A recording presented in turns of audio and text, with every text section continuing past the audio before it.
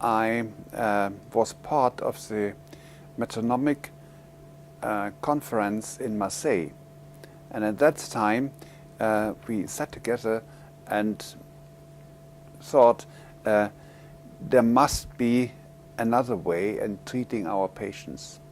So we made some progress over the last 3 decades, but the progress is still unsatisfactory. And so our patients suffer a lot, not only from the tumor, but also from the therapy. And so the progress is there, but we need to, it's unsatisfactory. And so metronomic approach appears very attractive because it does not destroy, or it considers the environment and considers also the immune response. And I think the interaction between the compartments have been underestimated in the past. Neuroblastoma is quite a challenging tumor because we have at least 2, maybe even more types. One type is spontaneous regressing tumor, which accounts for approximately half of the patients. And the other part, this is a highly aggressive tumor,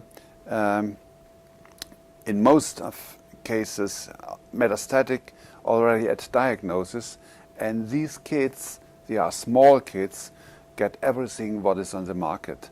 So this means high-dose chemotherapy, means myeloablative therapy, means several operations, radiotherapy, and continuous maintenance therapy with retinoic acid, and in the recent time also with immunotherapy.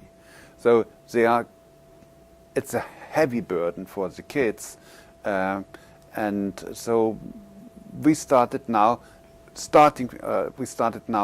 with the metronomic approach. This takes quite a time for administrative reasons, but now we have first pilot patients, and they look the course of the disease in those patients looks quite promising. I cannot tell too much because we're starting with the trial in the next 2 or 3 months, but we are quite optimistic that we have another. So the philosophy of treatment will change with that. The survival for the high risk patients is approximately 30 to 40% long-term survival, so more than 5 years. For the good risk neuroblastoma, it's almost 100%. But not all of them survive, because it's also a dangerous tumor. But if you treat them in the right way or just observe, then the percentage is quite high, and the survival, the quality of life of them is quite good.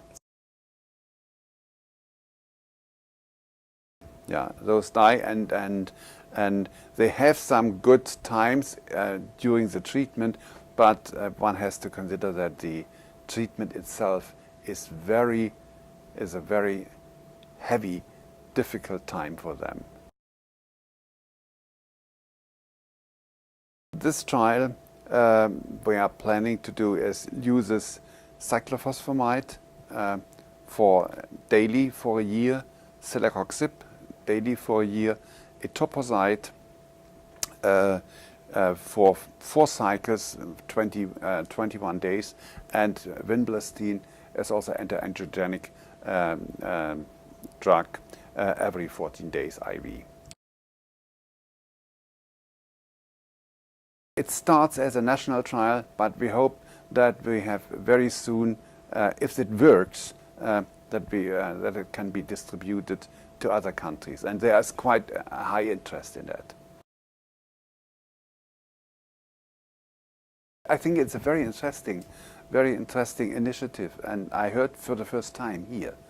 And I think we should go. One should go along this way.